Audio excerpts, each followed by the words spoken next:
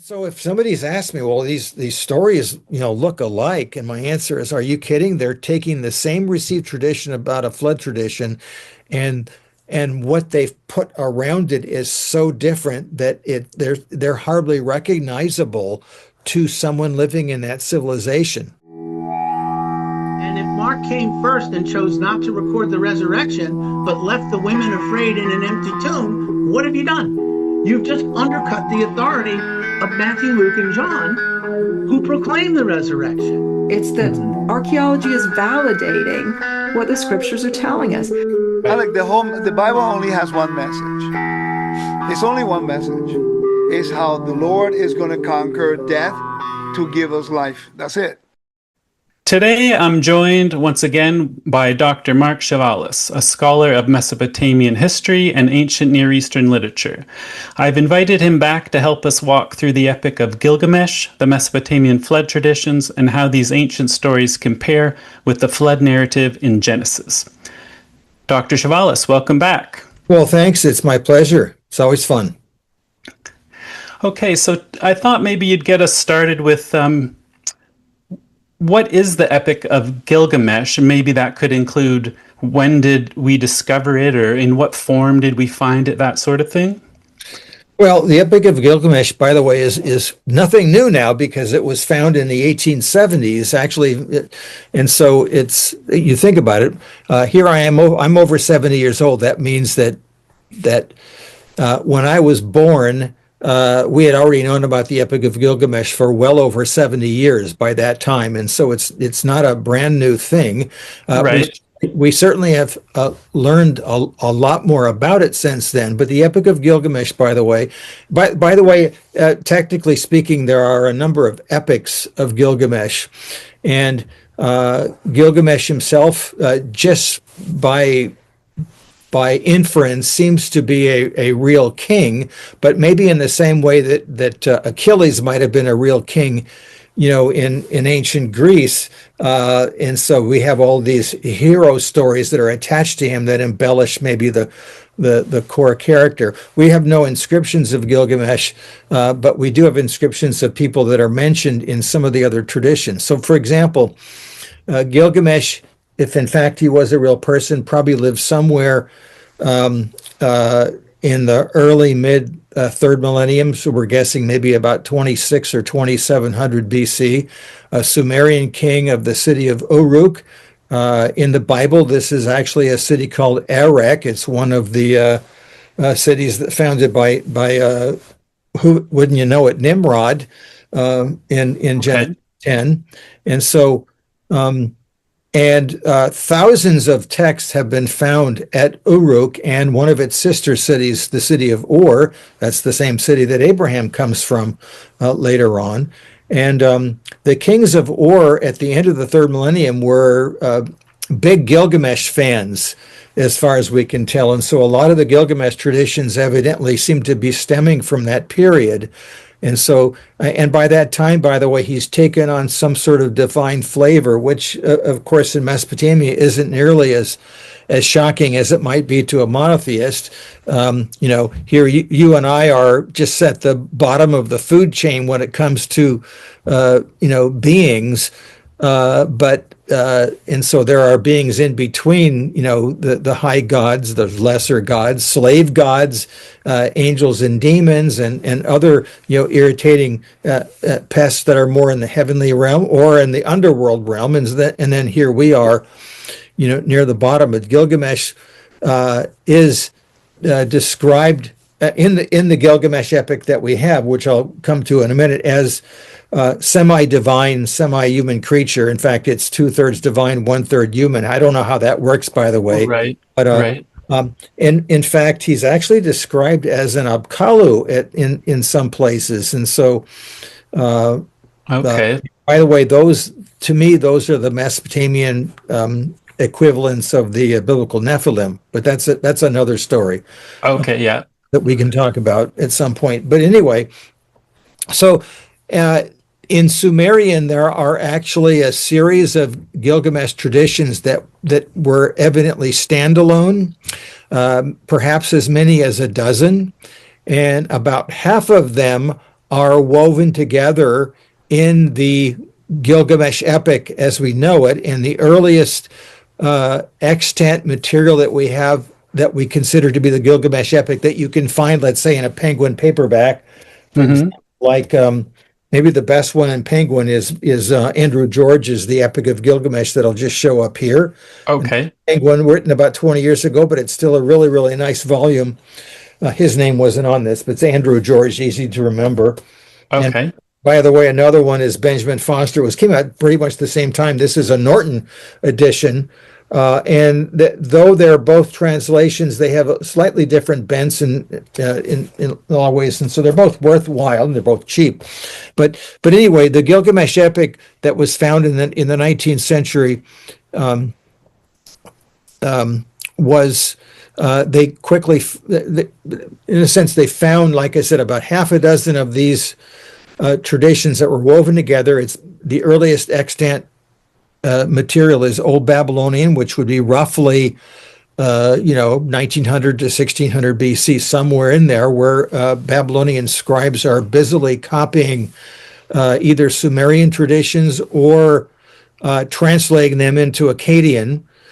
In fact, a significant percentage of our Sumerian stories are from this period, even though we think by that time Sumerian is a dead language. And the Gilgamesh epic is by far the largest. There are 12 tablets of the Gilgamesh epic that we know it, although here's the problem, is that we have a series of fragments of texts that were found at the library of Ashurbanipal by Layard and others in the 19th century. That's 1,000 years later. That's Neo-Assyrian. And frankly, those are fuller. And by the way, the flood tradition that we have that's embedded in the Gilgamesh story is right now only found in the late period in the Neo-Assyrian edition. It's not found in the Old Babylonian one yet. So I just wanted to jump in for 1 second there. Sure. So if I'm thinking round numbers, the Old Babylonian 2000 BC. A little bit later, but roughly, yes. Okay, and then you're saying, so where the flood narrative comes in, that's more 1000, round numbers, 1000 BC, is that? A little bit later, but that's the Gilgamesh, this way. Let me see if I can rephrase this. I'm pretty certain that the Old Babylonian period Gilgamesh epic probably did have the flood story embedded in Gilgamesh. We simply don't have any physical evidence of it. In other words, we have fragments of tablets. We've been able to piece them together only because we have a fuller edition later on. By the way, they're not identical editions, by the way. And so I remember when I took a semester and translated the Gilgamesh epic, we had to make sure that we knew that we're dealing with the Neo-Assyrian rendition rather than the Old Babylonian copy. And if you put the two together, we still don't have a complete edition, by the way. We still have fragments. And little by little over the past 50 years, they've found excerpts here and there that added. And so a scholar will, publish another paper. It's like a new edition we think is the Gilgamesh story. In fact, and so the fact that the Gilgamesh epic as we have it does not have the flood story until after 1000 really is not meaningful because as you mentioned, we do have other flood traditions from Mesopotamia that sort of fill in a lot of the blanks. In fact, if you still put them all together, you're still missing a lot of puzzle pieces. But anyway, the Gilgamesh epic as we have it, the flood story is simply one of the additions. And by the way, it's not even about Gilgamesh. If you think about it, Gilgamesh does not play a role in the flood story. It's sort of a long rabbit trail in the middle of this story, which at first blush, it doesn't seem to fit well. In other words, the Gilgamesh epic seems like it would do quite well if it simply summarized the flood story in a couple of sentences and then just moved on. It doesn't it doesn't change anything about the Gilgamesh story. But you did ask about Gilgamesh itself, and so we probably do need to at least give an overview of it. Gilgamesh, like I said, is this probably semi-historical king. In other words, there probably is a kernel of truth to a Gilgamesh. He's the king of Uruk, who for whatever reason takes on this, romantic mythical flavor later on with later kings. And then, and by the way, he continues on. We have fragments of the Gilgamesh story. They've always been known. In fact, we have it all the way down to Berosus, the Babylonian priest who's writing in Greek in the 3rd century BC. His name is actually mentioned in Qumran. Yes, I remember reading that. Where he's described as a giant, by the way, interestingly enough. And even in classical sources, his name is found. And so it's very widespread. And as far as Megiddo in northern Canaan, we have a fragment of the Gilgamesh epic. And so it's far and wide, and there's fragments of it from the Old Babylonian period all the way down to Neo-Assyrian, and like I said, then later. Gilgamesh is a great hero. In fact, in many respects, very early, by the beginning of the 20th century, scholars, German and otherwise, recognized, because of their classical heritage, that Gilgamesh and Achilles seem to share some things in common. They start off as spoiled brats who are abusing, for example, Gilgamesh, who's the king of Uruk, he's clearly abusing the males in his city by forced labor on them. He's abusing the females by having sexual relations, and abusing them. And so he's a king that's not a good shepherd. And anybody reading it in Mesopotamia recognizes that he's not very nice. And so the people cry up to heaven about this unworthy king, and whatever group of people put this together or wove it together, because, by the way, there's no one single author. There's somebody who calls himself a weaver who's woven together different strands of tradition and created a new, something new, I suppose.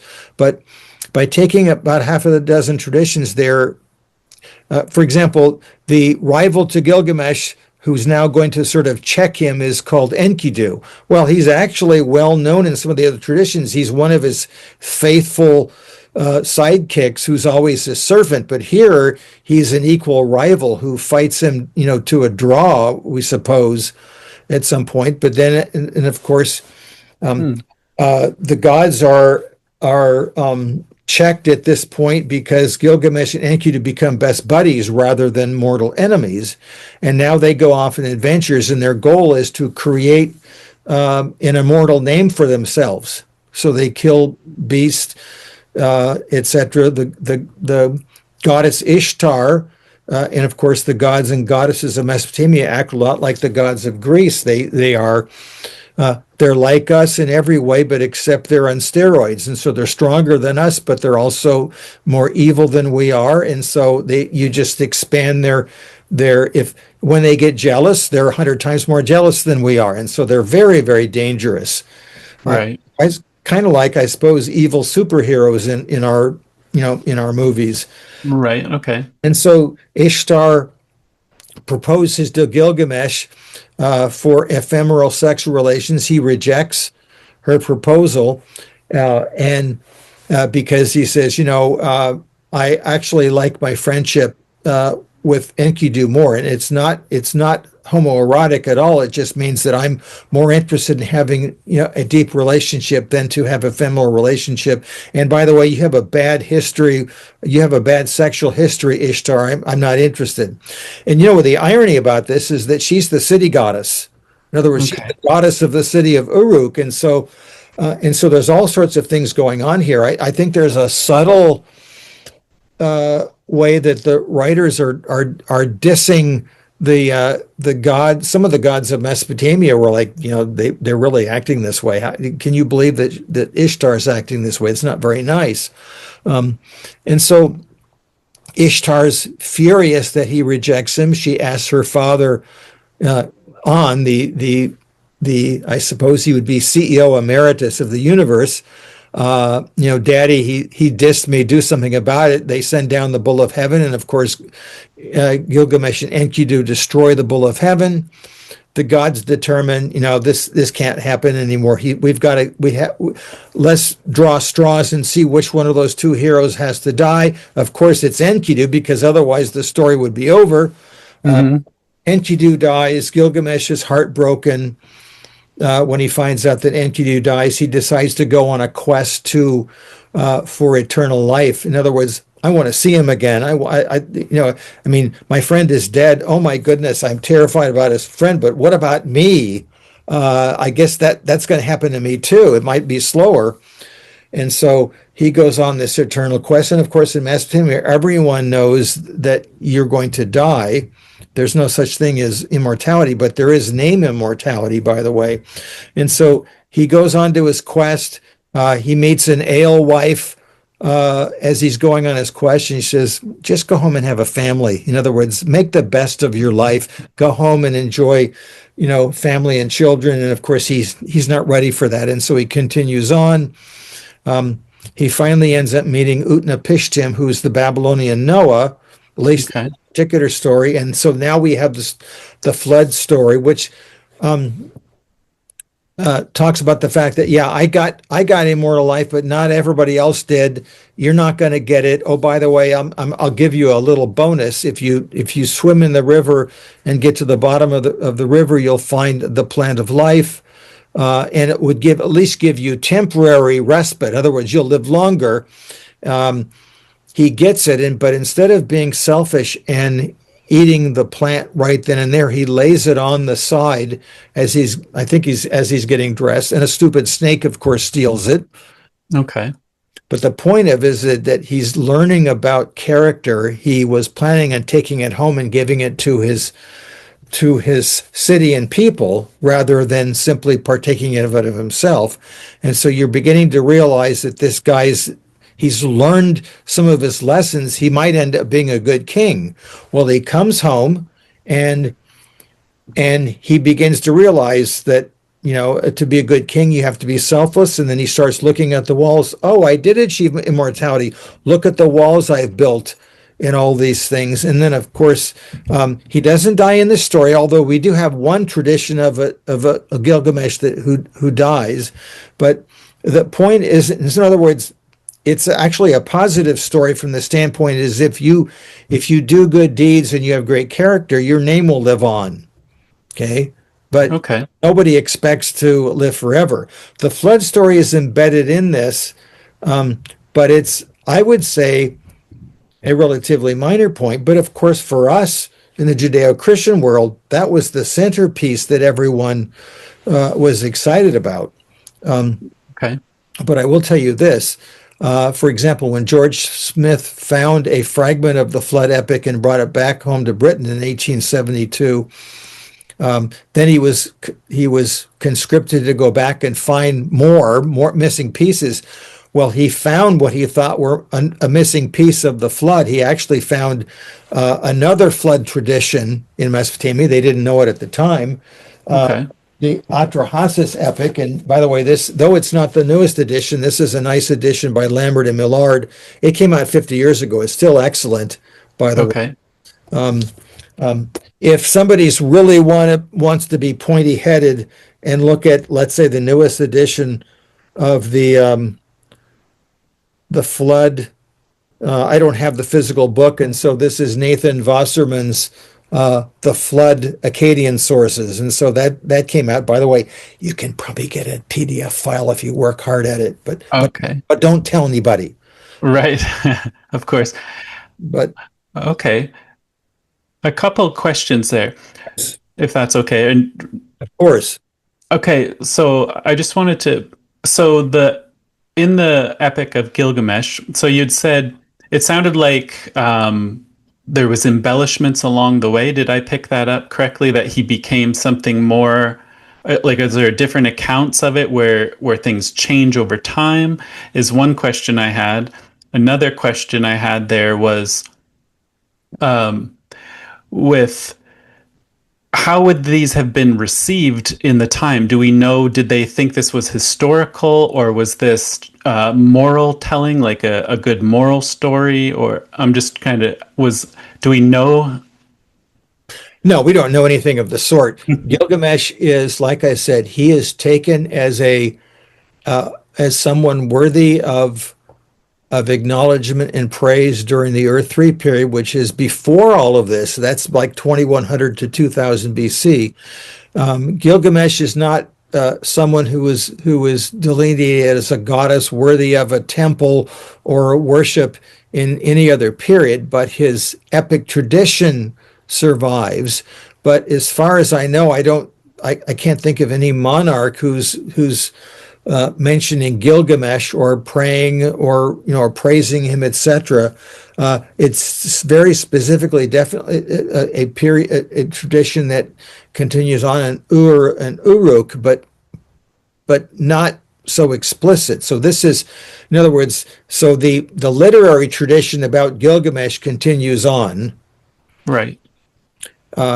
And do they think it's historical? That's not even, to me, it's not an issue. This is, I suppose, a mixture of what we might consider to be human history and cosmic history, which they sort of mingle together. Really, you think about it, the Bible does the same thing. I mean, when you're reading Genesis, you're not reading history. What you're reading is a theological reflection upon history, and the divine and the human sphere are well, they're in the same place at the beginning of Genesis, and they end up being in the same place at the end of Revelation. So that those spheres are not separate. Like we've sort of artificially made them separate because of the scientific revolution. But that's another story. Yeah. We Okay. don't go into. But so no, I suppose that's an interesting question, but I don't see how I could answer it about what they thought about his historical flavor. They're interested in the literary tradition. Okay.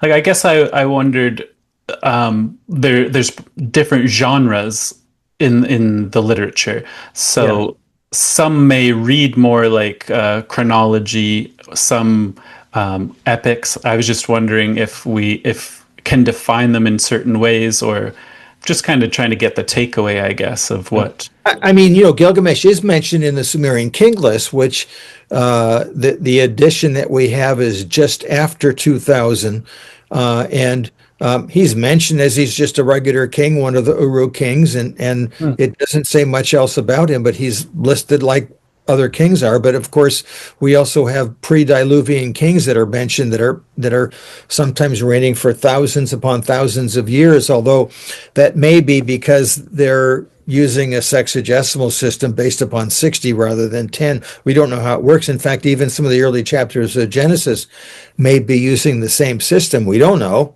Mm-hmm. It is just it's an option to look at. So, right. But like I said, the flood account, and by the way, the flood account in Gilgamesh is very truncated compared to the other main one that we have, the Atrahasis epic that I showed you. In other words, it's kind of like a Reader's Digest version, but also modified for this story. Okay. But anybody reading the flood account in the Gilgamesh story is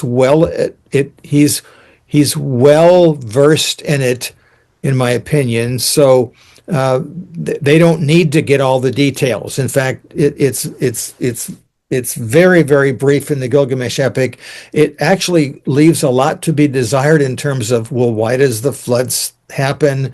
And it's like, well, you already know why it happens. It would be kind of like, studying American history, and every schoolboy knows about George Washington and all these details, and I'm simply giving you like the end result of it. Well, why aren't you telling me the beginning? Because that would be boring.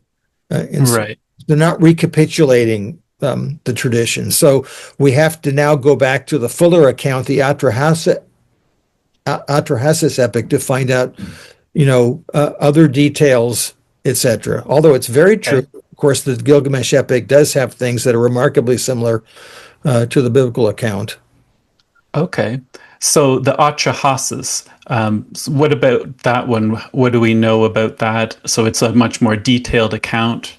Yes, in fact, here we have a full-length book, right, with the Atrahasis text, which I don't know how much bigger it is than the Gilgamesh tablet. I'm going to say probably 3 or 4 times bigger, maybe more. And it actually has the backstory to the flood itself. And I know you're asking about the similarities, and to me, the similarities. I mean, put it this way: it's how should I say this? It's not new news that the fact that the flood stories of Mesopotamia have remarkable similarities to the biblical one. But if you would have asked an ancient Jew, "Hey, what's the deal here? Your flood stories look alike," they would have said something like, "Oy vey," if they were using Yiddish, like, "You've got to, have you actually read them? They are so different." And I suppose it would be like, I actually used this example yesterday with, by the way, if somebody wants to read about the Gilgamesh epic and the Bible, there's really only one book. I actually interviewed this fellow yesterday, Adam Miglio, the Gilgamesh epic, in Genesis 1 through 11, peering into the deep. And he's really, though he's an Assyriologist, he's also a literature guru. And so he's put them together to show that they're answering some of the basic questions of life, both of them, except that one is from a polytheistic perspective, one is from a monotheistic perspective. But they're sort of like the two most important literary pieces from their civilizations.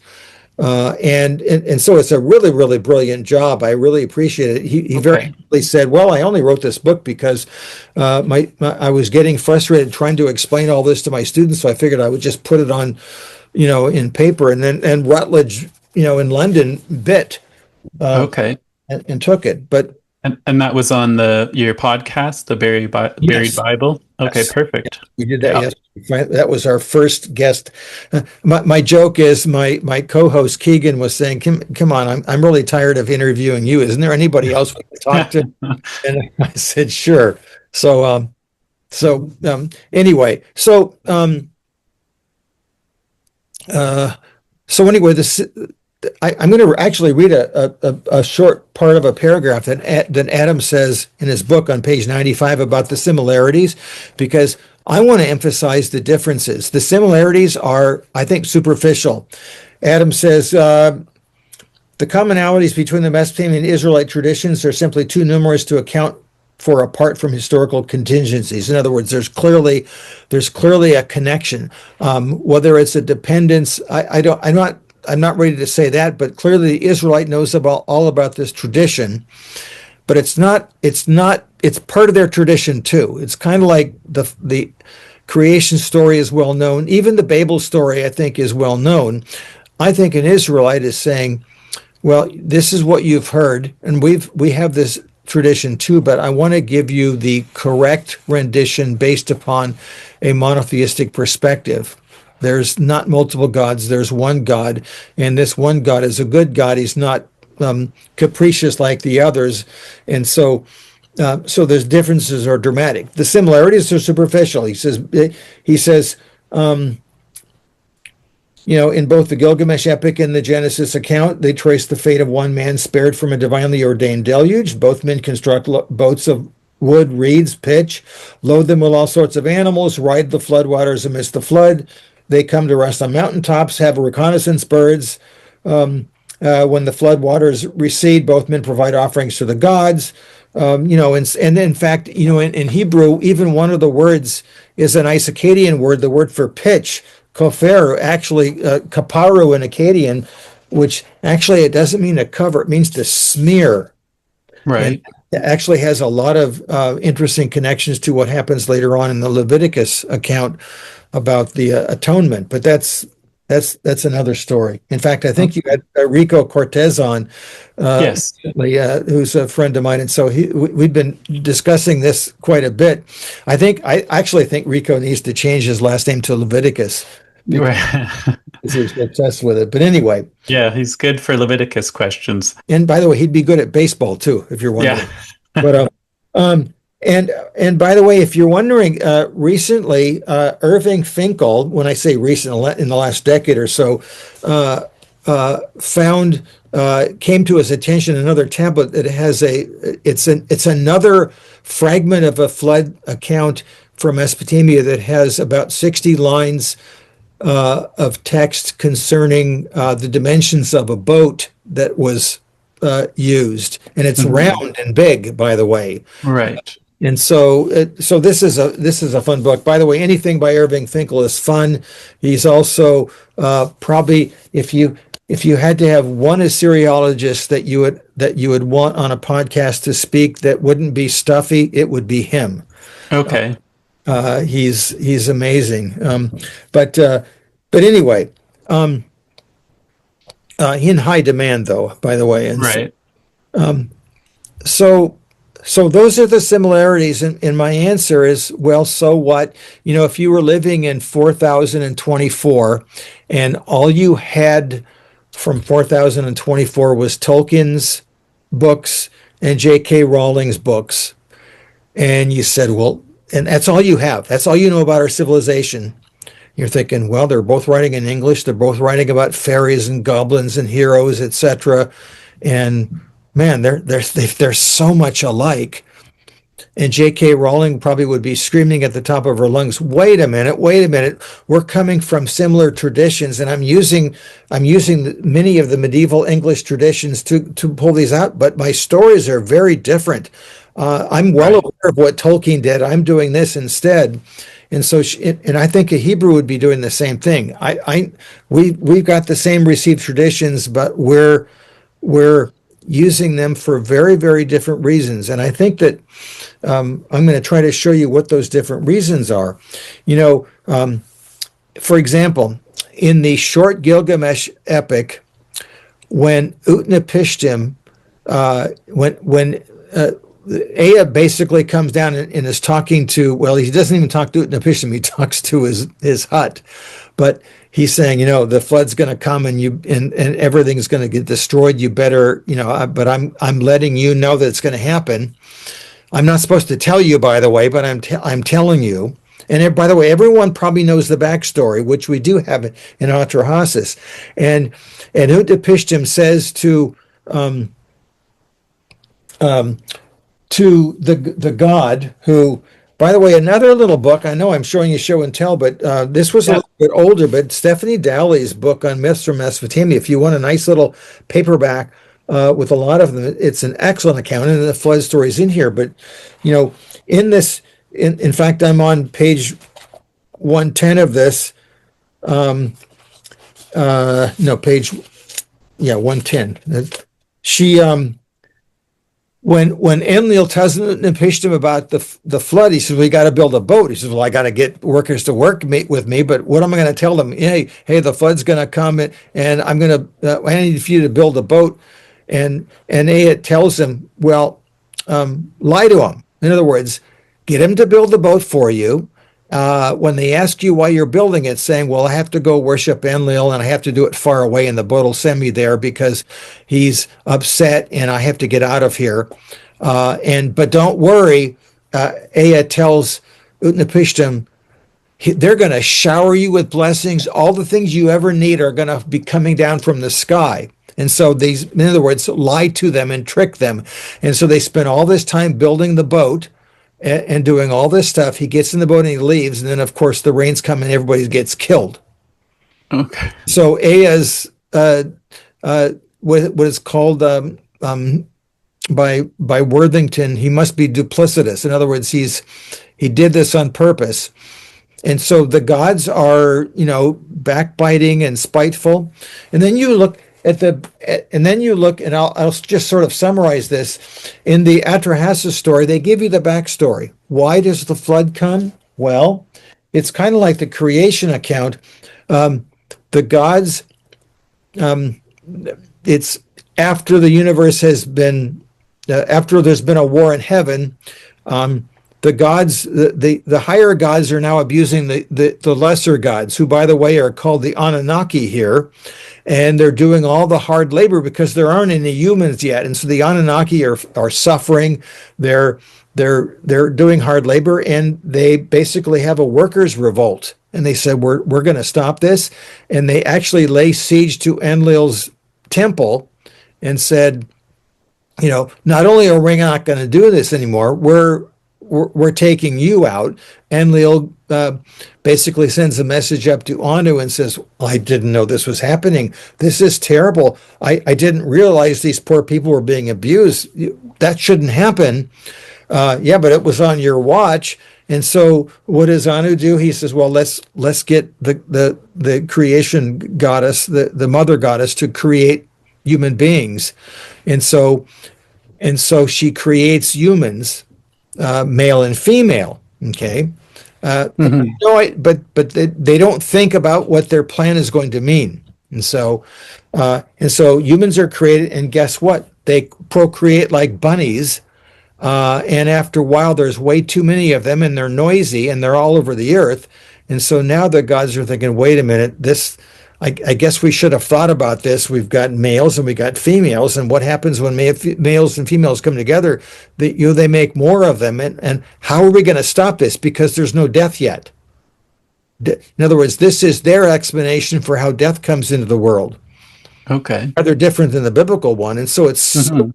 In other words, the backstories are so dramatically different, further from than different, and so they, by the way, they create a third human, which is basically what you would call a baby snatching demoness, who will now come up from death and grab hold of babies. But it's not enough. In other words, maybe every third baby is killed, or every other baby, but they still keep on, procreating. And so finally they resort to the idea that we're going to, they take a vote and they decide to end humanity. Okay. And Enlil is the prime mover on this, and when this happens, the creator, the mother goddess, is like horrified. In other words, she's in on it, and then afterwards she realizes, what did I do? All these, they look like flies down there. And so you know what she does? She makes an amulet with flies on that, so she'll never forget those dear little creatures that she made. Actually, she voted to kill. It would be like a mother killing her children, then afterwards, oh boy, I must have been drunk. That was terrible. I shouldn't have done that. I mean, this is so bizarre from a monotheistic perspective. And so, and of course, there's one person who's a hero. And by the way, when Enlil finds out that somebody survives, both in the Gilgamesh epic and in Atrahasis, he's absolutely furious. Ea, another goddess, tries to placate him in doing that. I said, hey, listen, if you didn't have him survive, we're going to be back at square one. We'll have to do all the dirty work that we used to have to do to begin with. And so, Ea is somewhat pacified. And so, in other words, this is their explanation for why life is really hard and why life stinks. Why is there death?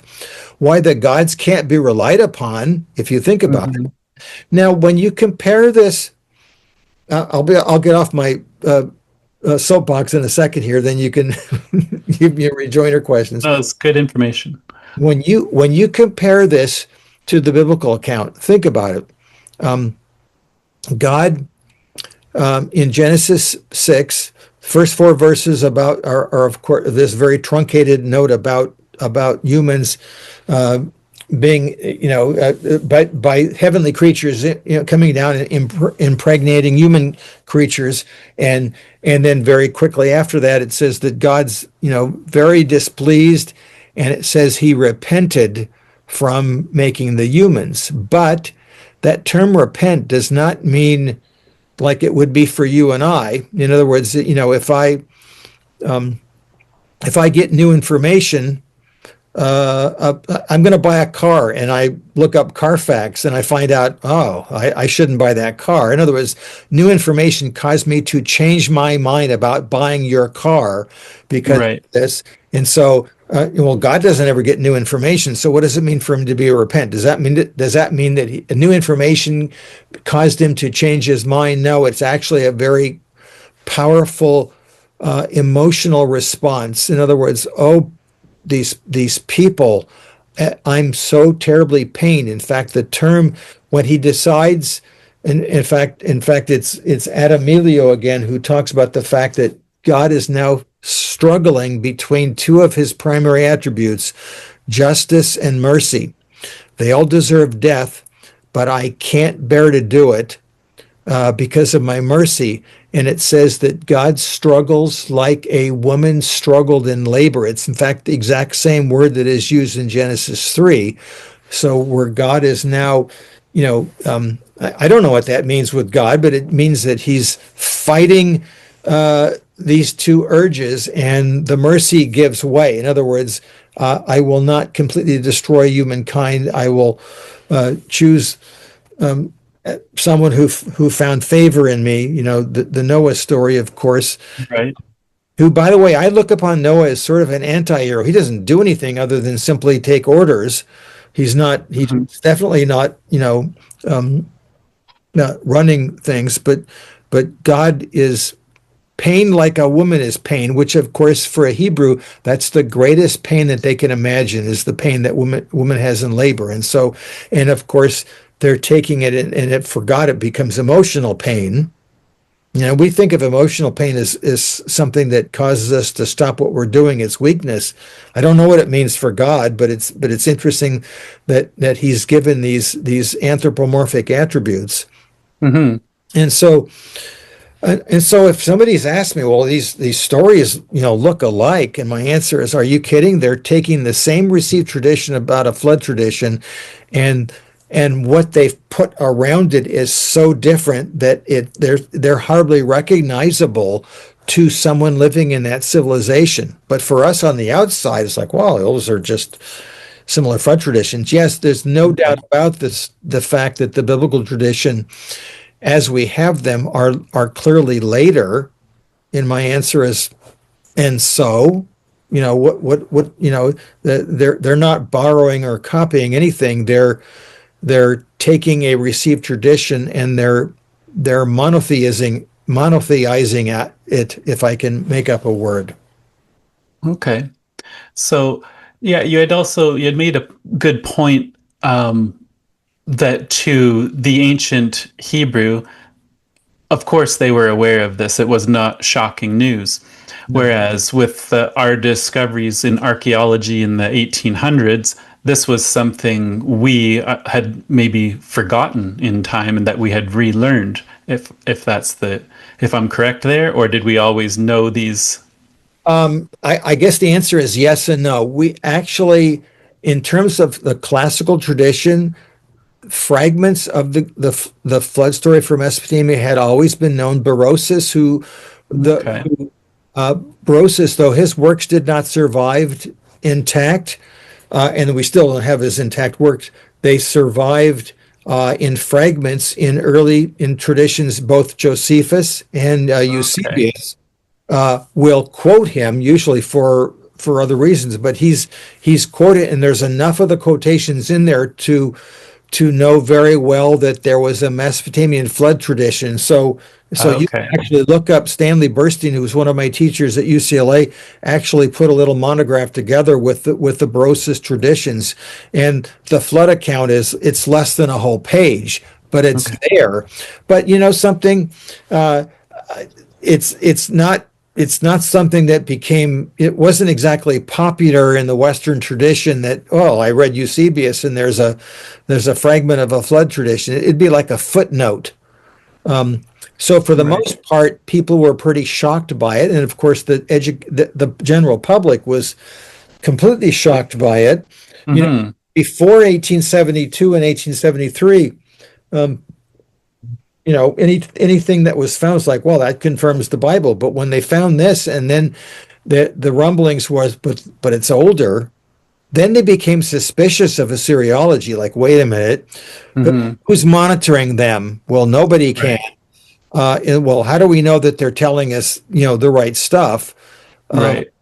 And so there really became, I suppose, sort of and then of course a generation later, German scholars like Delitzsch and others began showing what they considered to be the primacy of Babylon. And so they were distancing themselves from the Bible and showing that the Bible was simply like an appendage. And so they became suspicious of it. And so this is why the traditional question is, wait a minute, the Bible's later, how can it be authoritative if it's later? And my answer is really what I've already given. Right. Yeah, and I think that that comes across a lot in the culture too for the average Christian that hears basically your Bible is unreliable because it's just copied an older tradition. I think is basically a dumbed down wording of what is being sold without Right. those knowing the nuances, I guess, and knowing how the whole genre and literature works. And like you had said, to the Hebrew, this was not a dirty secret that they also had a flood story like that. Everyone in Bible authors, they all knew this already. This was common knowledge. So to them, this would have not done anything. They already were aware of all of this, right? So it's us that, Certainly. us the public that have become aware of it and are like, oh, wait a minute, and it can cause some to be confused, I guess. Yeah, it really is analogous to the legal traditions. I mean, we look, again, when the Hammurabi Code was found at the beginning of the 20th century, it's like, oh my goodness, it's 500 years old, or actually at that time they thought it was 1,000 years before Moses. But it's like, how can this happen? And of course, what it's forced us to do is to reevaluate the whole mode of transmission from the divine to human. What does that mean? How did Moses get these tablets, etc.? And we're finding that there's a common legal tradition. And if you think about it, I suppose the answer is, what else would you expect? Can you imagine if God decides to that instead of Moses living in late Bronze Age, he's living in 2026. What would you and he's living in North America somewhere. It doesn't really wouldn't matter whether it was Canada or the U.S. or the like, because of course, to an outsider, I mean, put it this way: Canada and the U.S., if somebody asked us about our legal traditions, say, "Oh no, we're very different. They do something. They do things very different up there, and we do them different down here." And of course, an outsider is going to say, "Looks all the same to me." Your differences look very superficial to somebody who's living in a monarchy or a totalitarian regime or what have you. And so, if Moses was living today, the law codes probably would look like North American legal statutes, that would and they would look very similar to what's happening in Canada and the U.S. and other places with what we would consider somewhat democratic forms. And so why would we expect anything different in the ancient Near East? The Israelites are ancient Near Eastern peoples. The Mosaic Code, if it wasn't like the Mesopotamian codes, I probably would be a little suspicious. In other words, it's promulgated in a real context. And so if that's the case over here, it's certainly the case with the flood tradition, the Babel tradition, the creation stories, the creation account. In fact, this is what I've been, devoted my intellectual life to, is trying to figure all these things out and recognize that this is not something that should be intimidating. It should be something that should be embraced. And then now that we have this knowledge about this, now we can look at the biblical text with fresh eyes, like, there's a reason behind this. There's a reason why they act this way or think this way, or present their law codes in this particular way. They're a product of their civilization. Well, what else would you expect, really? Yeah, exactly. That makes a lot of sense. And it is real people in real time, and therefore it must fit the people and the time that it landed, right? So it fits quite well. That's the whole point, except for the meaning behind. In other words, they're taking on received traditions, and they're in many respects, turning them on their head. Like we talked about with the creation material, I think the same thing is happening here, is that, I mean, if you compare the flood accounts, just to summarize, you have capricious, backbiting deities, and we are at their, we are at their mercy. And so, in other words, life is really hard, and you can, and the reason to pray to the gods is because maybe you can make a deal with them, and they'll be kind to you, at least for the time being. But for the most part, this is a pretty precarious existence. In, of course, Israel, they're saying, no, that's not that. There's a reason why things are messed up, and it's actually our fault. If you read Genesis 3, and so there is a good God who is wanting to reconnect with us, but it has to be on his terms. Now, I'm getting theological now, but I mean, the point is that, and so they're now framing the same traditions, but with a very, very dramatically different backstory that couldn't be more different, really. Okay. And are they doing it in response to the other traditions? That might be part of the reason, but I don't think it's the primary reason. They're not saying, hey, that was a really dumb way of looking at things. Here, I'll give you a better way. I think they're doing it because they're trying to reconstruct their culture. To me, frankly, I think that Genesis through 2 Kings, though there's much early in it, I think there's a lot of early material. I think the final edition is probably written during the beginning of the Exile, where, if you think about it, their entire civilization has gone kaput. The temple is gone. They've been deported. Every city has been destroyed. And now they're thinking, I wonder whether God's talking to us. Is he weak? Is he mad?